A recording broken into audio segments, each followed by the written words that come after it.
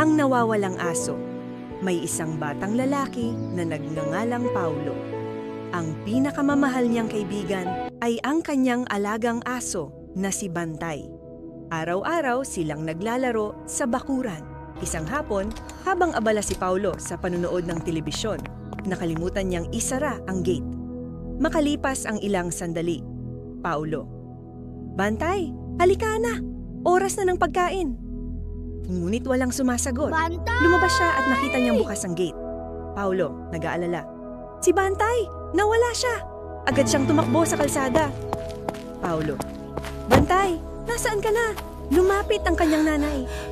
Nanay, "Anak, ano ang nangyari?" Paulo, naiiyak. "Hindi ko po naisara ang gate. Kasalanan ko po." Hinaplos siya ng kanyang nanay. Nanay, "Maghanap tayo. Huwag kang mawala ng pag-asa." Naglibot sila sa buong barangay. Maya-maya, may narinig silang mahinang tahol mula sa likod ng tindahan. Paulo, "Parang si Bantay yun." Tumakbo siya at nakita niya si Bantay na natatakot at nakatali sa poste. Paulo, masayang umiiyak. "Bantay, buti nakita kita." Hinakap niya ang aso. Pag-uwi nila, kinausap siya ng kanyang nanay.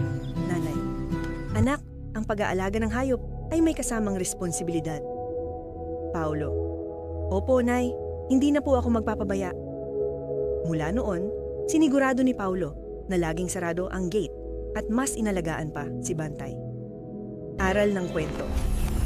Ang pagmamahal ay may kasamang responsibilidad. Dapat tayong maging maingat at responsable sa pag-aalaga ng ating mga alaga. Para updated ka sa mga istorya na aming ilalabas, huwag kalimutan ang subscribe.